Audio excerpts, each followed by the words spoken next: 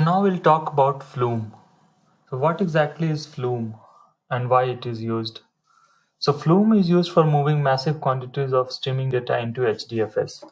So previously we had seen that we can store large files into HDFS, and we can create tables using Hive and do queries. Also, we can load those files using Pig and do some data analysis.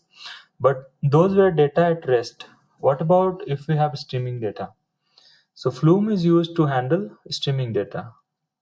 So in this example, let's say that we have a web server which is generating constant logs. And so what we want to do is to capture those logs and store in HDFS. And once the logs are stored into HDFS, we will do further processing on those using certain tools. But let's say Flume is not for processing purpose. It is just for moving the data from source to destination. So in the Flume, here you can see that there is a Flume agent, and there is source, sink, and channel. So source reads the data from the sources, like in this example, web server. And since source, the generation of data can be fast, so it actually sends the data to a channel, that is an intermediate storage. And finally, sink reads the data from channel and stores into HDFS. So this is the complete flow of a Flume and how the Flume works. So we'll also see an example of Flume. Let's open the terminal.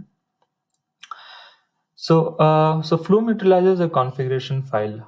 As you can see that there are different things defined, like sources, channel, and sinks.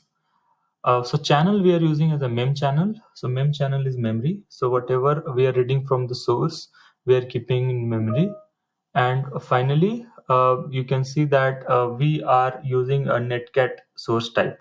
So Netcat is if you have heard about Telnet, so you can type in Telnet, then hostname and a particular port on a terminal, and it will start listening on that port number. I will demo that to you. So this source type is Netcat. I want to listen the incoming messages on this particular machine on port this. So finally, um, the channel, we need to configure the channel as which is a memory type, and this is the command which will actually help you to start the particular Flume agent. I'll just copy it. We'll go to terminal, and so if something is already started, maybe it will not start. So let's say that we change it to this one, and let's say we're going to start it. Okay, now we're starting it on port 22223. So as you can see, created server socket sun localhost 22223. Okay. Now we will open a telnet session.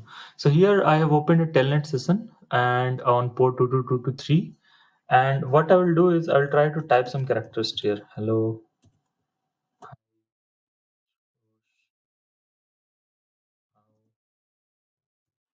And we'll see on the other terminal whether that particular messages are captured or not. So here you can see hello, hi, Ashutosh, how. That means that it is capturing whatever I am typing there in the telnet. It is capturing those and displaying on the console. Let's type some more.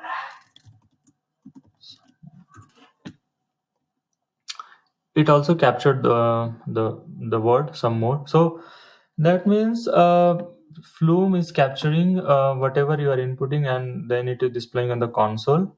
So here we had used the console as a sink, like where we want to. So as you can see, starting sink, console sink. So sink is where you will connect and write your output to, and source is your telnet source. Similarly, you could have used HDFS as a sink to store all of the incoming data from any particular source system and store in HDFS.